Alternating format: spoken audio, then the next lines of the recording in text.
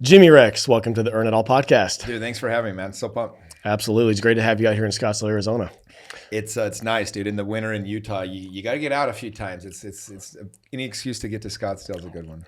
Dude, Utah's beautiful. A lot of the country's beautiful, but I feel like our weather here can't be touched. Like, I love it. Well, it can't be touched till about mid-May, and then it's. Do you know I went to Arizona State? Oh, I did not know that. Yeah, so I lived down here for a year. I got my master's at ASU, but I started the last week of August, and I finished like May 10th. So I missed the majority of the really hot times. Yeah. So it is something nice, just waking up and feeling warm. It is. Yeah. Yeah. If you come back this summer, bring your suit and we'll have a good time. Yeah. So Jimmy, for people that don't know you, I'm going to do a little bio, but my name is Justin Cross, founder of Earn Your Booze and now Earn It All.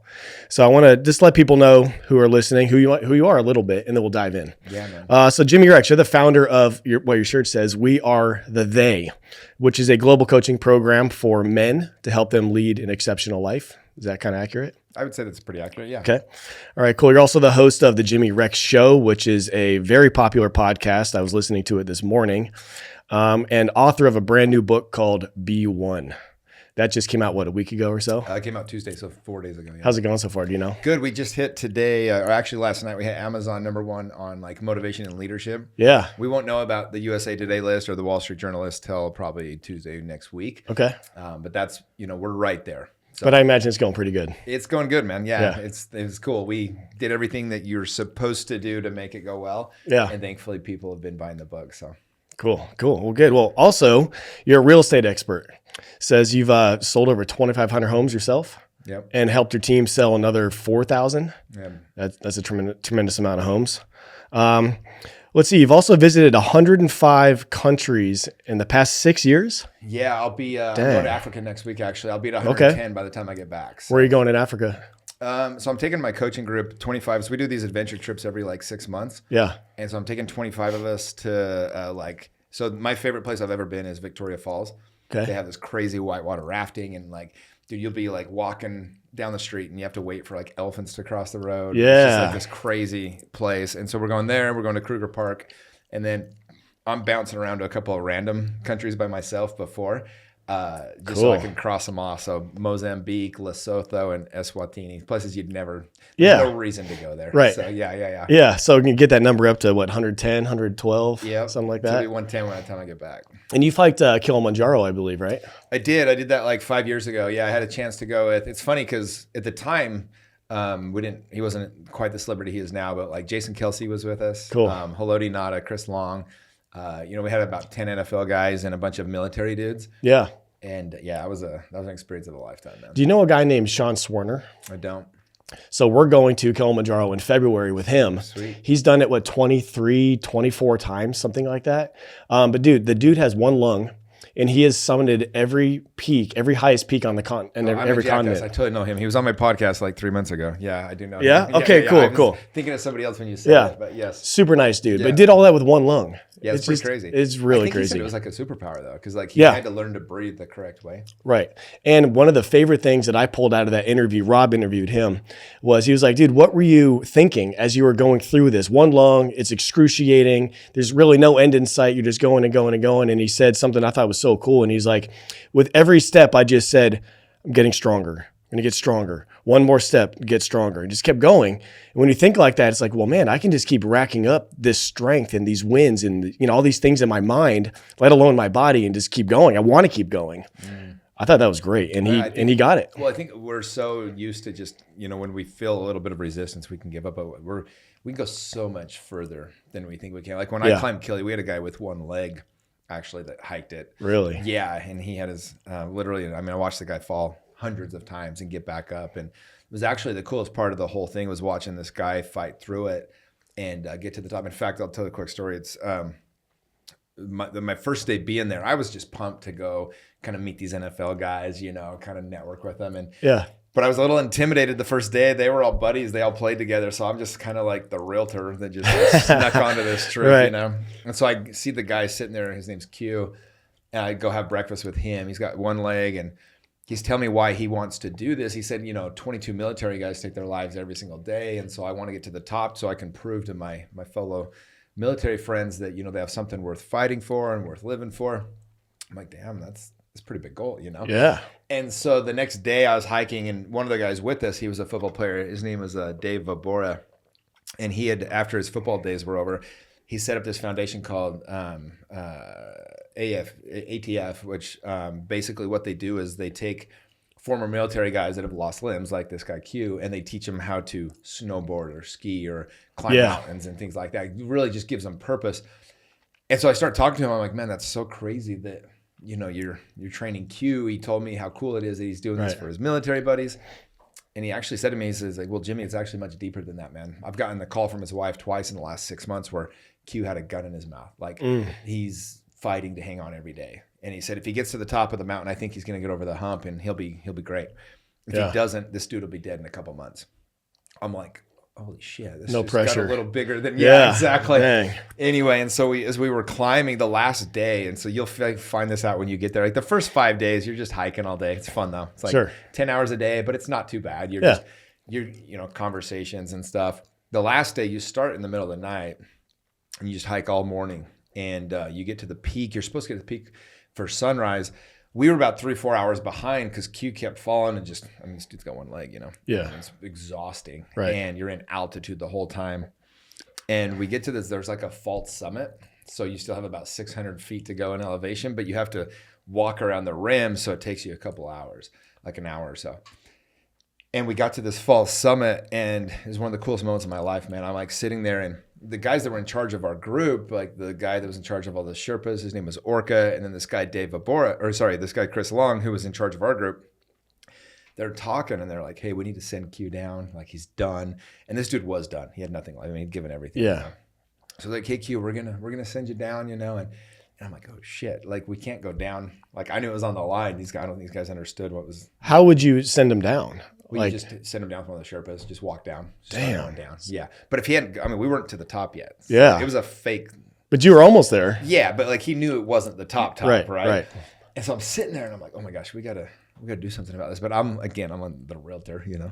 Right. And so I see Dave and I'm like, do something. They're trying to send Q down. He comes storming up and he's this big old six. He looks like you, but he's like 6'5", right? And he's like, damn it, Q. He's like, you're not done yet. We came here to go to the top. We're going to the top. And he turns to Chris. He's like, he's going with me to the top. And so he just grabs him and he's like, if we have to carry his ass, we'll carry him, but we're going to the top. And everyone's like, okay. And Q's just like, okay, yeah, whatever. And so I ended up getting him to the top 2 hours later. And it was like the most beautiful moment though. And just watching like the dude had given everything. He had nothing left in the tank. In that moment, though, he had a friend that loved him more than he even could give for himself, and refused to let him quit. And I have this video I made at the top. I'm just super emotional because it was like the coolest thing I'd ever seen. And so, dude, Killy's got like a special place in my heart because that was like one of those life-changing moments you witnessed. Absolutely, you got to watch him literally break and still push through and earn it. I mean, that was incredible, right? Yeah. How's he doing now? Awesome. He actually is that place ATF. He helps train the new groups coming through now. And oh, cool. He's got 2 kids. Yeah, he's doing awesome. Literally a life-changing event for him and for you. For all sorts like of. It was like the difference right there. Yeah. I'm so pumped for it. We're taking a group of, I think we're doing 20 or less. I'm so excited for it. It's just going to be killer. Cool. Probably do a safari we totally afterwards. Did the like VIP version. We had I think there was 16 of us. I'm not joking. I think we had 90 Sherpas. They set up full on. Like we had different rooms in the house of the tent they set up for us each day we'd come into camp. But Sean Swarner, if you're listening, we need that VIP treatment too. Absolutely, dude. That'll be fun, man. I'm stoked for you. We're so pumped. Yeah, I think all of us in here are probably going. It's gonna be awesome. You guys will have no problem, dude. Yeah, it is funny though. We had a defensive back with us. He played for the Titans, Cortland Finnegan, and he almost had to turn around. Like, dude, that altitude hits you. It does not discriminate. It does not care how fit you are. It does not care how determined you are. Right. I mean, it can get you pretty good. Yeah, our head coach is going to run everyone through training to get ready through that. It's going to be wild. We're going to crush it. Though. Awesome. It'll be fun. Yeah. So I first learned about you, I don't know, a couple of years ago through a mutual friend, Sean Whalen. I saw him posting about you. You guys both live in Salt Lake City, right? Mm-hmm. And you were doing, I think you're $100 tip dinners. And we just did one here last night, which is just so much fun. Awesome, man. But I saw you through there, and one of the things that stood out to me about you was, everyone in the circles, like everyone's all cool and everything, but you seem to be like a nice guy. Like you were smiling more. You just seemed to be more like, I kind of want to get to know this guy. He just seems like a nice dude, because there's plenty of like alpha and direct guys out there. And I love that. Like, Sean, and I'm like that a lot, but there was just something about you. I was like, I feel like there's something special about Jimmy. So I've been following what you're doing, and I'm just really impressed. And I'm glad that you're on here because I want to talk to you about the success you've been able to achieve and earn in multiple areas of your life. And we'll talk about your book and everything, but like earn it all, like at the core of that is that word earn. So our mission is to really install that earn it mentality into everyone's head again, instead of people looking for so many handouts and shortcuts and just maybe settling at this level and that level. Like, no, there's always another level to earn. Well, I love that. I mean, a couple of things come to mind when I hear, your motto. Have you seen, I'm sure, Saving Private Ryan, right? Yeah. Like that's right at the very end. That's when he's like, earn this, and that's right. Oh my gosh, that's so good.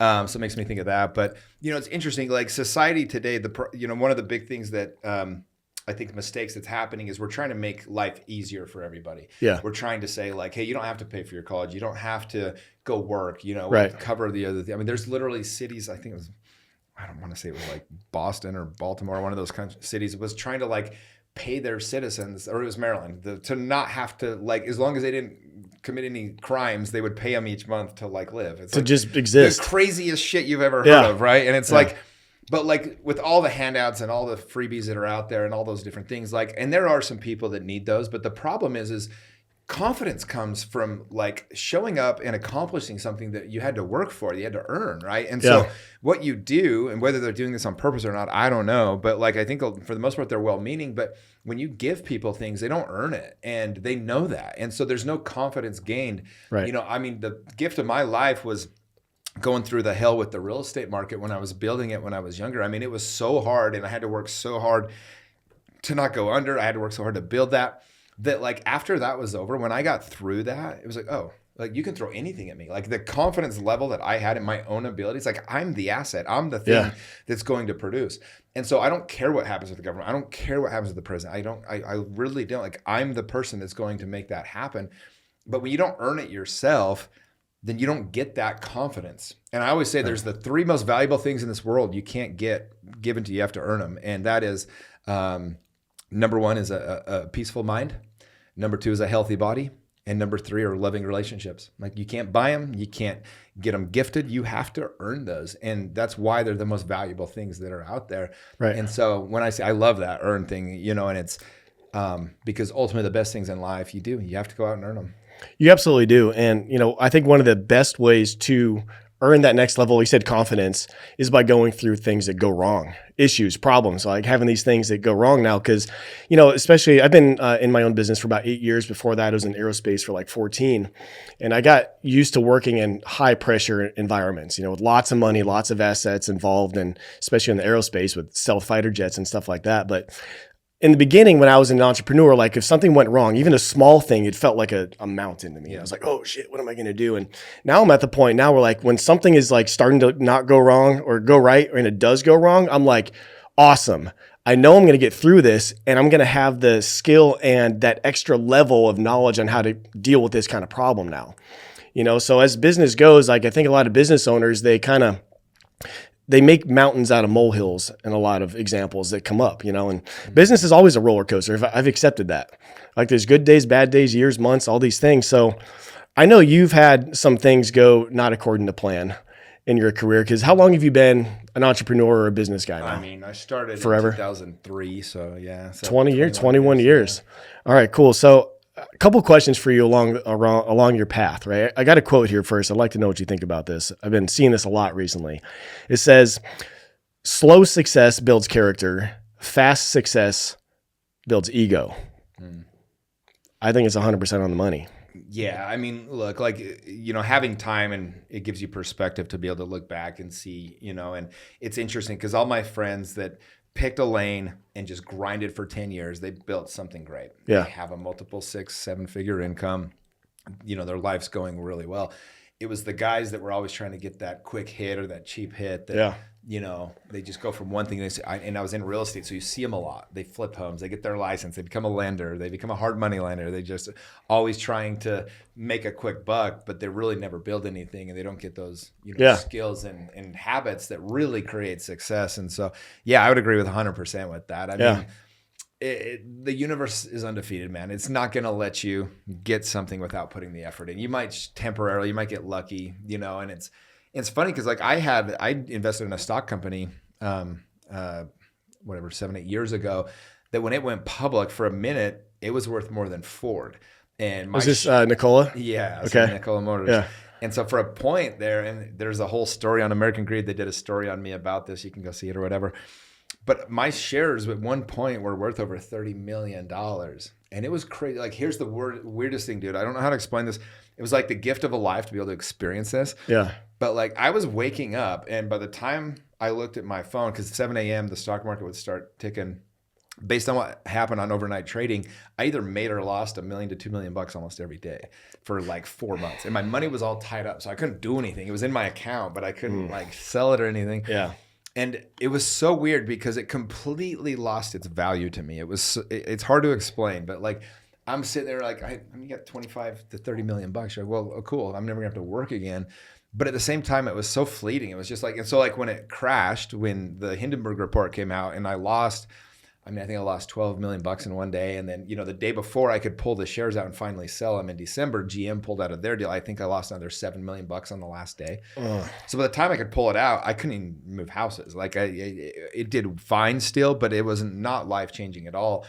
But what it was just interesting. You know, if I'd made my money from that, I don't think I ever would have been able to do Weird the Day. I don't think I had any credibility. People are like, oh, Jimmy okay, congrats. You got rich off some scam or something that was like kind of bullshit, you know. But instead, it's like they can kind of see like, oh, wow, it's just part of the thing. And so I do believe that like, you know, we have to like things that we go out and we earn and we work for. It's same thing with a relationship, same thing with anything, right? Yeah.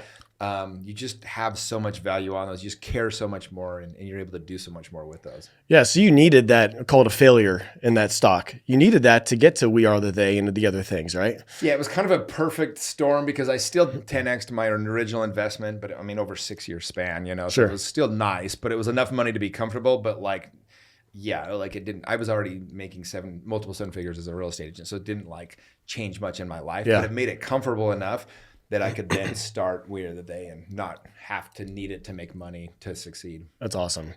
Yeah. And I know a lot of people, especially around money, anything goes wrong, it's like, man, it's the end of the world. You know, like we were working on a deal the last 3 months, 3+ months on something. And we just decided like this last week to abandon ship and go a different direction. And at first it's like, man, that's a gut punch, you know, like all that time and energy, strategy sessions and all this stuff. And it's like, man, we're really not going to do it now. But with a little bit more time, some other eyes on it, we were like, no, we can actually do it way better, a lot easier, more money, everything. But if you don't get past that initial like just kick in the gut, like, dude, you got to look for the silver lining. And that's going to be part of your story. Everything we do is part of our story. You know, whether it's good or bad or indifferent, like that is part of our timeline. So now I look at when things again go wrong, I'm like, all right, cool, whatever. What are we going to learn from this? Yeah. There's going to be something that comes from this good, most likely. Yeah, I agree. I mean, you know, and when you've kind of had a lot of money and you've had no money and you've kind of experienced it all in between, like you really do understand, like money isn't going to make any difference. Like if you're happy, it'll make you that much more happy. But if you're miserable, it'll make you even more miserable. And so it quits becoming the thing, right? And that's kind of what's cool now is like the rewards I get doing We Are the They, like seeing it change lives, seeing relationships form, seeing these experiences made, like the way that families can, you know, rally around like these different ideas and stuff that I come up with. It's so much more fulfilling than the money is. But I will say like if there's a baseline, if you don't have X amount of money that like you're probably not going to be as happy. But once you kind of achieve that, it really is about like, how can you affect other people's lives? How can you affect the people around you? Yeah. And that becomes so much more fulfilling just in your every single day, what you're doing than it is just to earn money. I love that. You know, Adam, Rob, and I are very passionate about men's development and helping men become more capable, physically, mentally, just skill set wise. Capable and capability are some words that we really lean heavy into with Earn It All. And I'd love to hear about We Are the They because I know about it. And I think it's great that there's so many different things out there now for men that can get into a group surrounded by guys that are struggling with the same things, similar things, because it's very easy for us to just stick with it in our head and, you know, and never talk about it, never get out there. And, you know, so we have the Levels group with Tyler Hall and Eddie. Adam and I work with them on that. We have our Earn It All group. We do our own men's retreat called True North in Sedona. We have one coming up. We're just moving the date over to July. Cool. But we are the they. Explain that to me. Yeah. I had growing up, I had this weird situation in my house where there was a lot of love, but like it was all very surface. And I had a father who 95% of the time was great, but that 5% could be a real bitch, and I remember so as I got into my real estate career and I started really succeeding at the highest levels, became one of the top agents in the country, it just kind of hit me one day. I was like, hey, you're done doing this. Like where could you have more impact? I started thinking like, what would be the most impactful? What would be the most helpful? And one of the things that really kept sticking out to me was, man, what if I just created this community and it helped men to be able to get vulnerable, authentic, and in integrity? And this is essentially what my dad needed. He never had a place where he could have gone to. And it really came to home for me for that. So I started thinking like, man, how many of these kids' lives can I change if I can help their dads have a place where they can talk about things that maybe aren't working, or, just be able to be, just have a safe container to talk about some of the issues they were dealing with.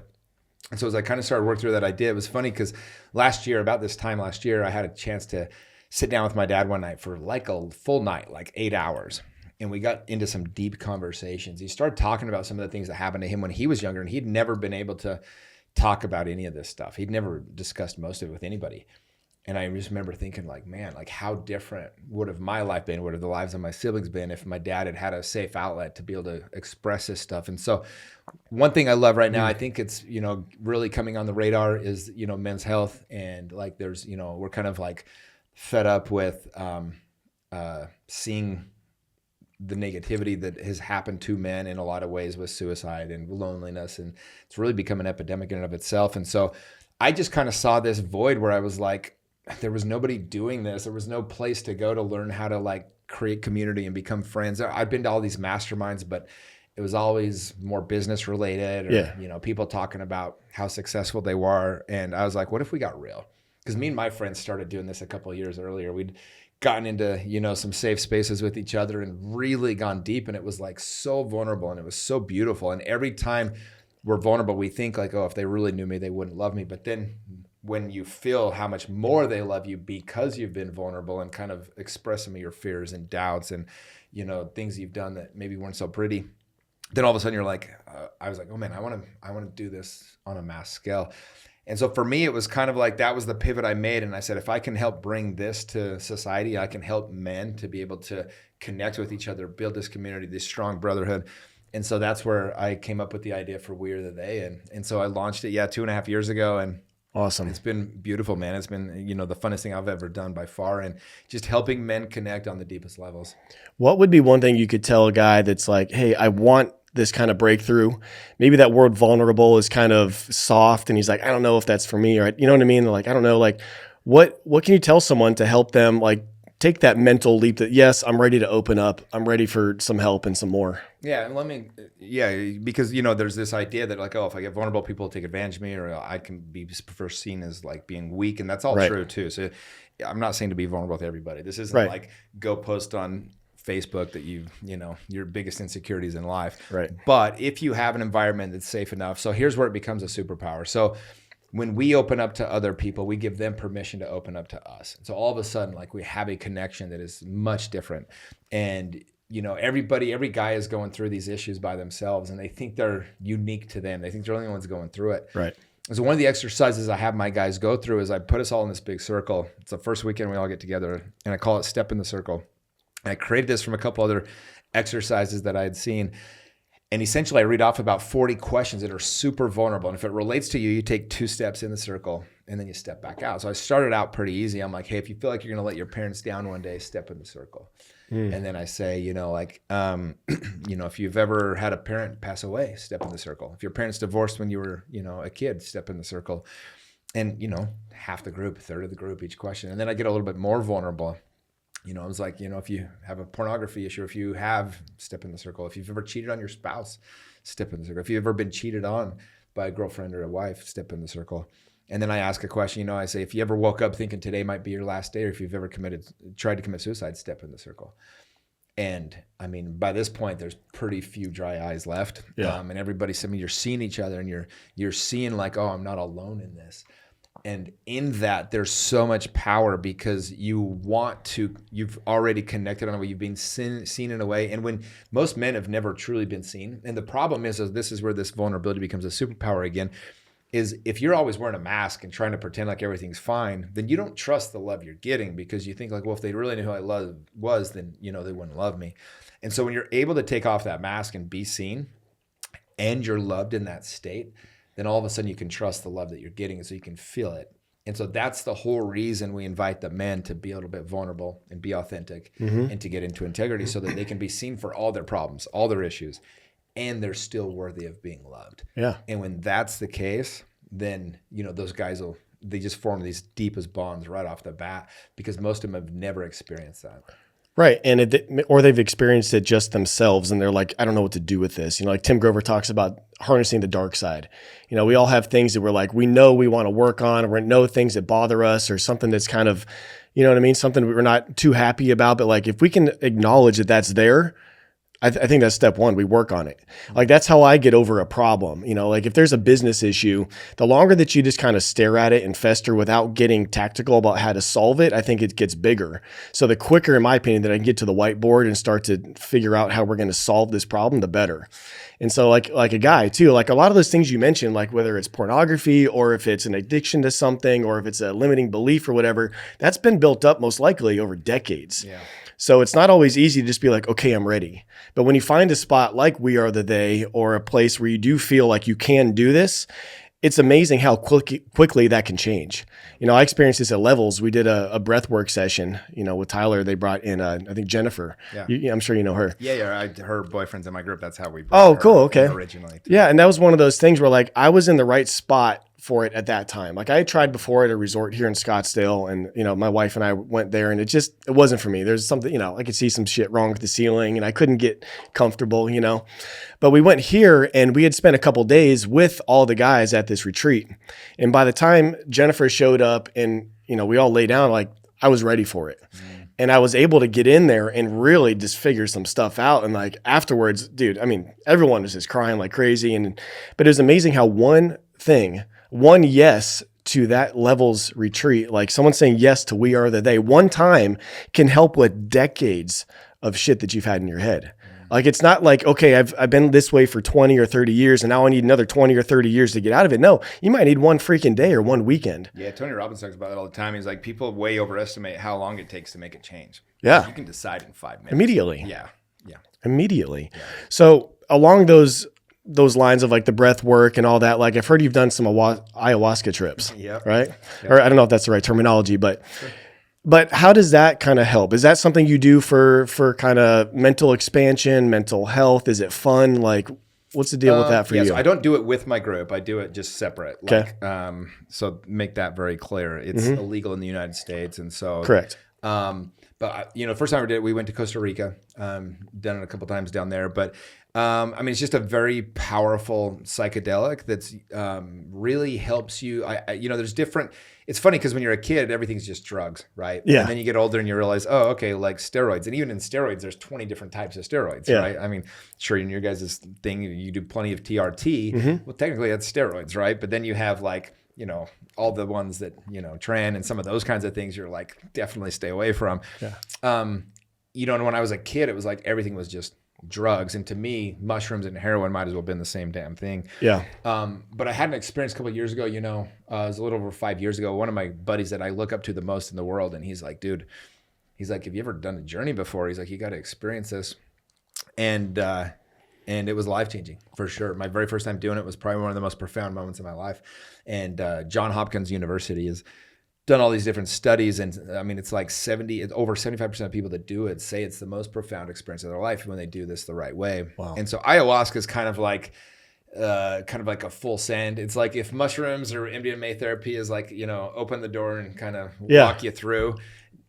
Ayahuasca is like cannibal through the door. Yeah. It's like, it's pretty intense. But the thing that I like about it is very confronting. It forces you to, it's not communal. So you're like with other people, but you're not talking.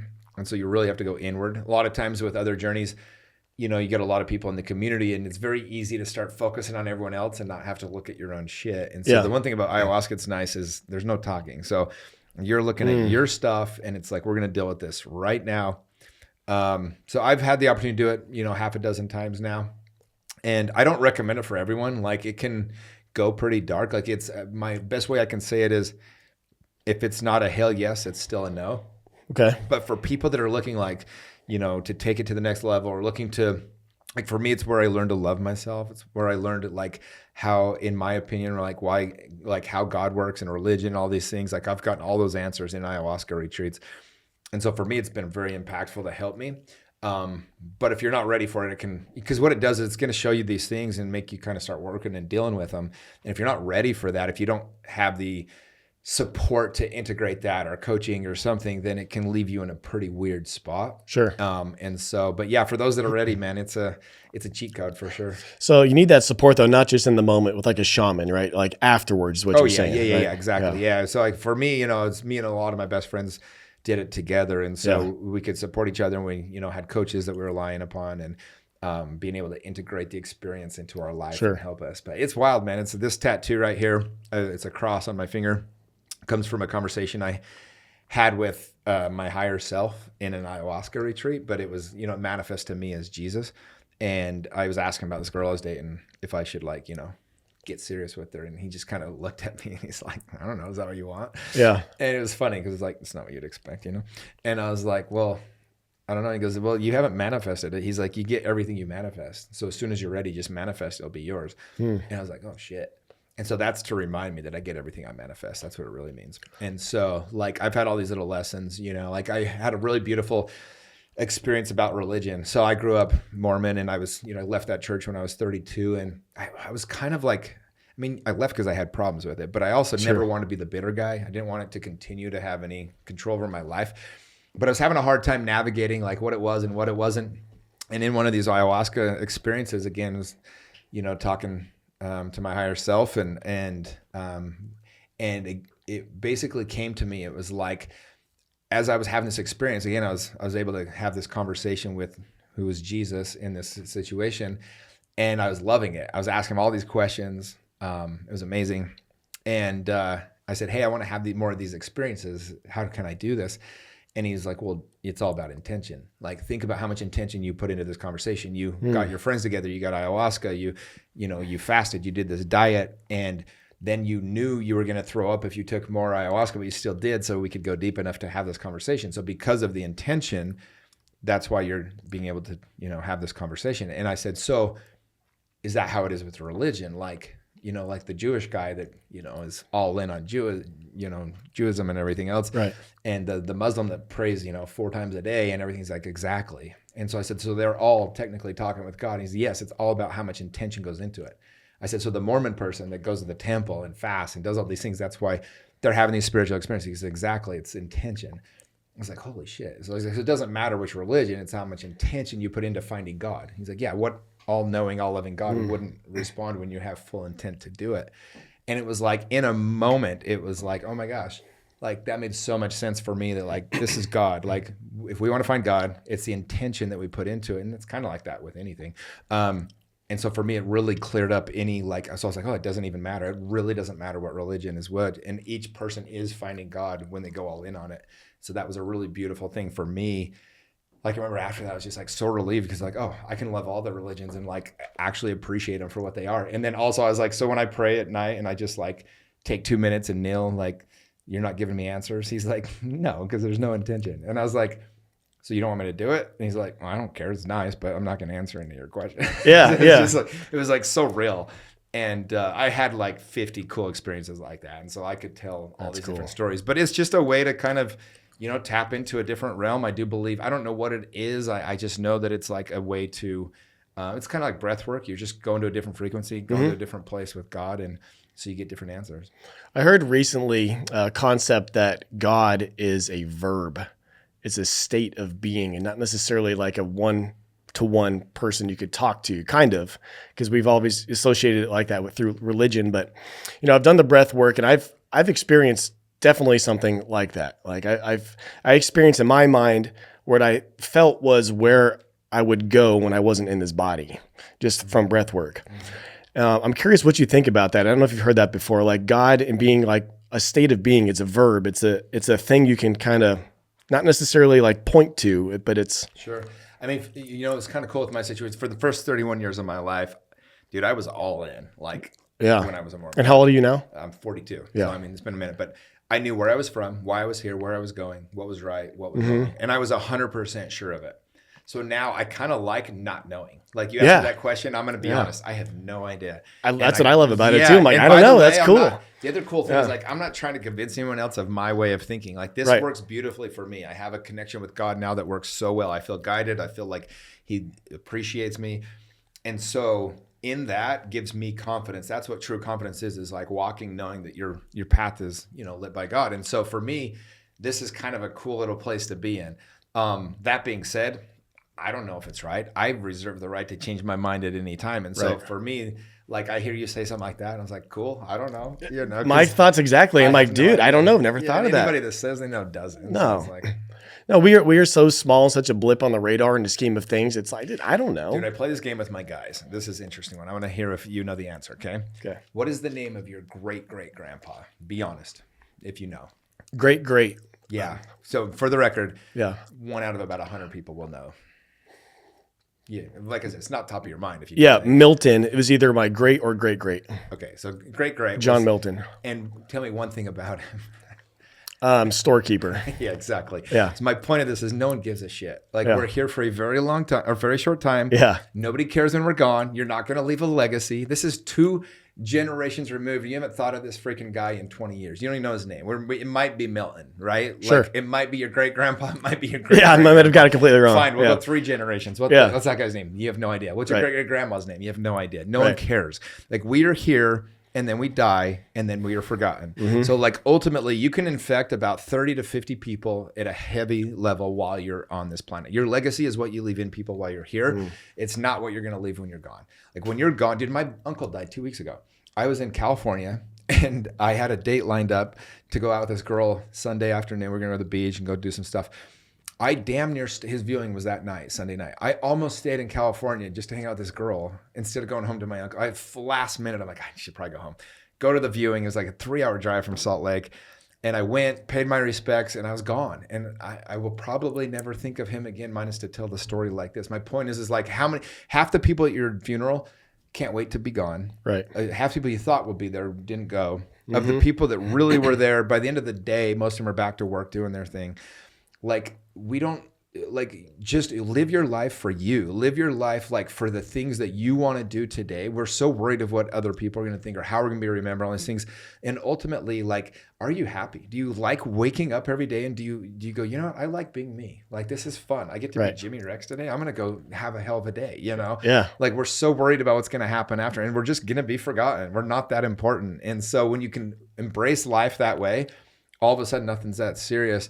You still obviously like want to be able to live the best life you can, but it's not this crazy thing that we have to leave this legacy for forever. Like you talked about Sean Whalen earlier in the show, and one of my favorite things he's ever done. Like Sean's a pretty abrasive guy, but sometimes he's so brilliant. And I remember this one guy got up at this conference, and he goes into all that. He's like, I'm working 70, 80 hours a week because I'm going to set up my kids and their kids' kids. And for 9 generations, they'll all be set up forever. And I'm going to leave this legacy. And he's going off about how he works 70 hours. And he's bragging that he's, like how hard he's working. And Sean gets up and like literally the next speaker, he's like, that is the dumbest shit I've ever heard. You think anyone cares about 9 generations from now? All you're going to do if you leave stuff to your kids is screw them up. He goes, you know what I'm going to do? I'm going to go to my son's game.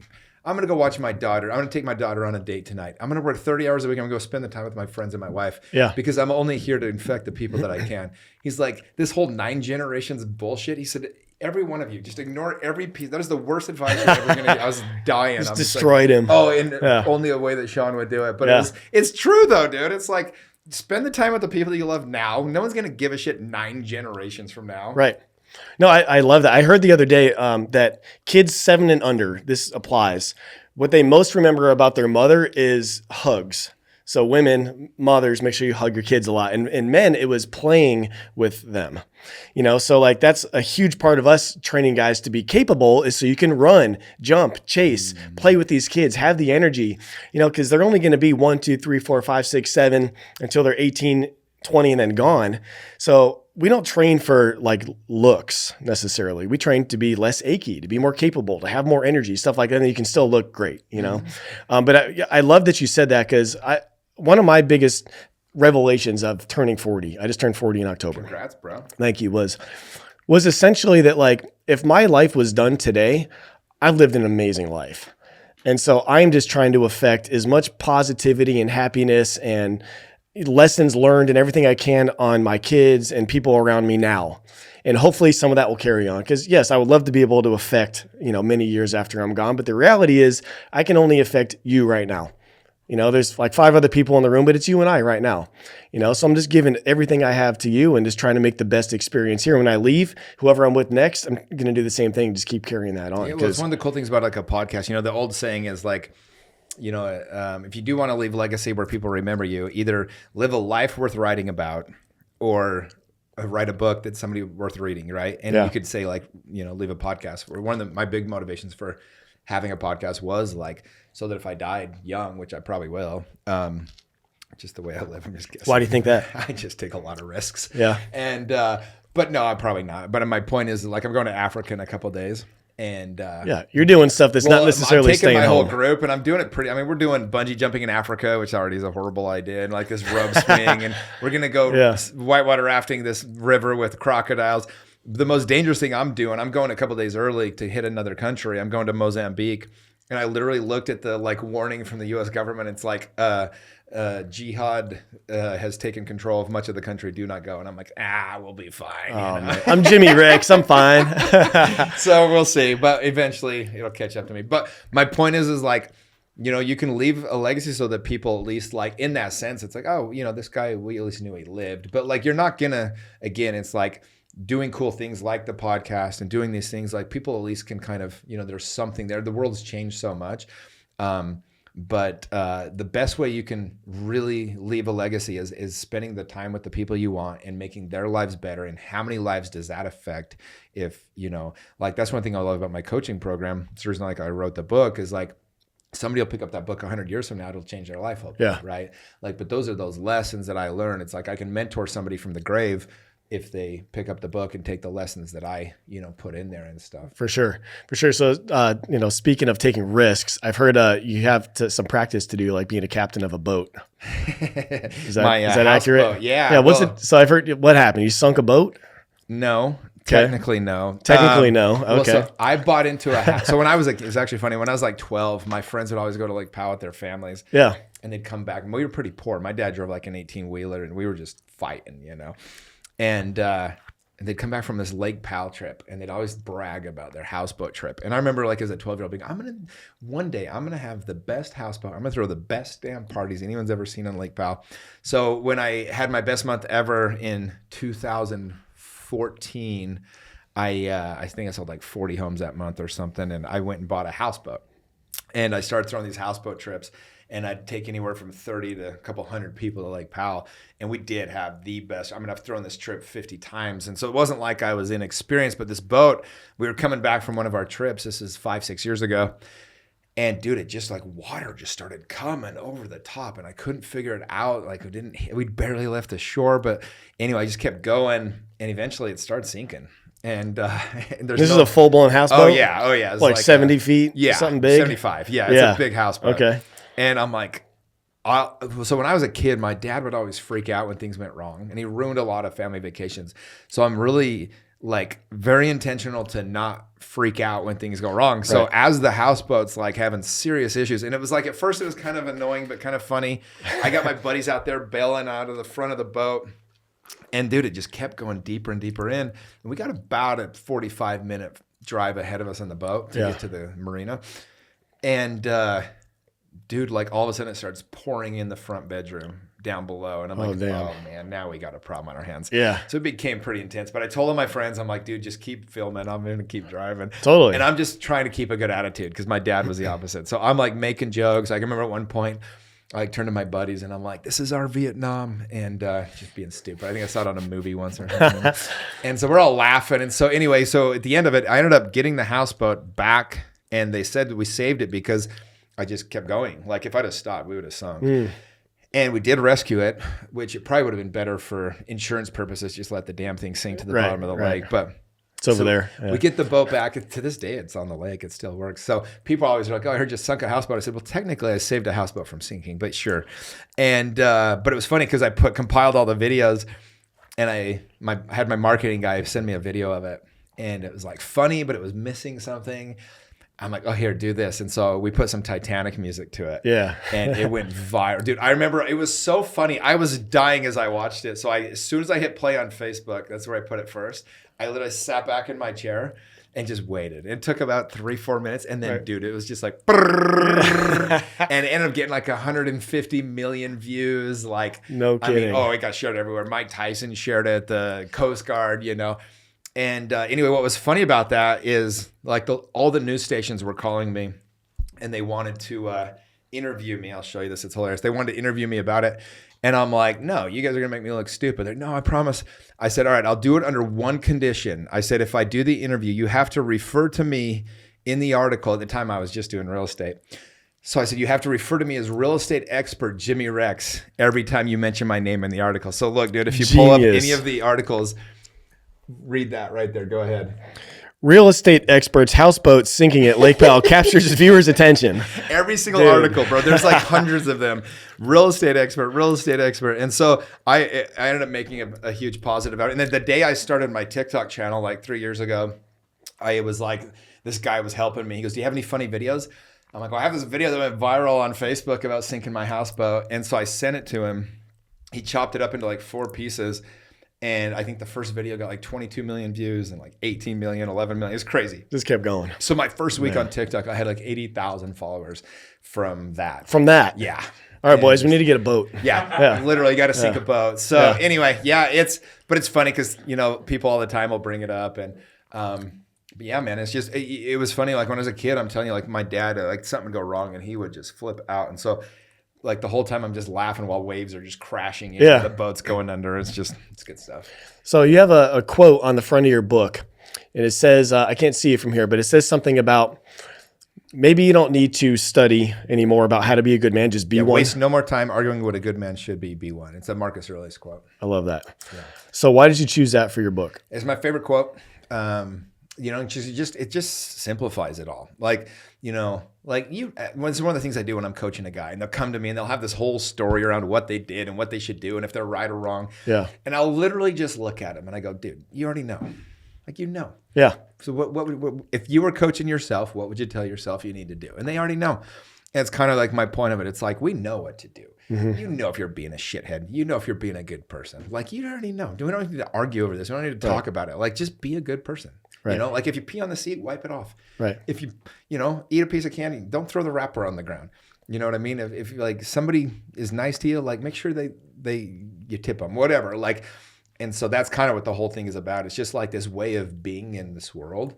And I think that we get too caught up. Like nowadays, you know, society really is attacked masculinity. It's come under attack in so many ways, and so many people are trying to make things that are right, wrong, and et cetera. Yeah. And at the end of the day, it's like, no, we have to stand up for what is right. And like, that's what, you know, the whole program that I'm trying to teach men to do is all about, is how to be a healthy man. Because it is confusing. And a lot of the younger generation, they're kind of like feeling a little bit desperate because they're just like, man, like we've been, you know, abandoned a little bit here. And so I'm really trying to help men just be able to step into that healthy masculinity and be able to help other people. How important is it, do you think, for men to just truly own like their own mind and being a man and just being proud of being masculine and being strong, being direct, all those things?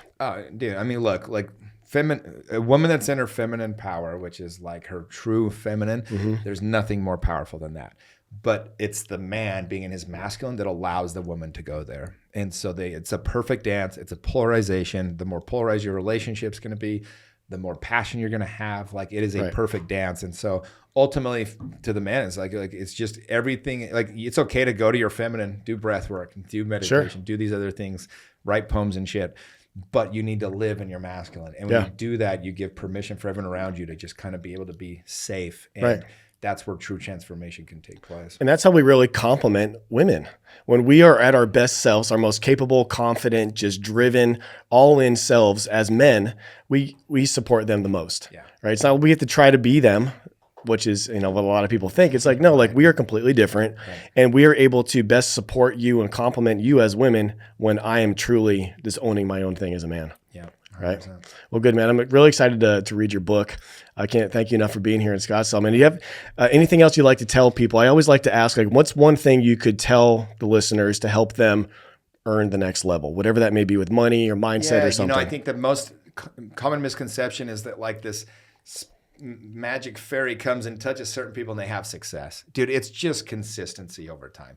It's just showing up and doing the damn thing over and over and over and over again. Like if you want to be great at something, be willing to suck long enough to get good at it. Like that's it. It's consistency. It's doing the damn thing. Like my podcast has gotten where it is because I've done 570 podcasts. My book, it's my third one. My second one was also really good. My first one, do not buy it. It was horrible. But like I was willing to suck. I was willing to put something out that wasn't great. And you know what? I was damn proud of it when it came out, but it sucks. But my point is like now it leads you to do other things. So just be willing to suck long enough to get good enough at something you want to do. Where would you like people to find you? My Instagram, Mr. Jimmy Rex. Okay. I post everything through there. Anytime I'm speaking, my new podcast, you can go buy the book on Amazon, B1, just type in Jimmy Rex.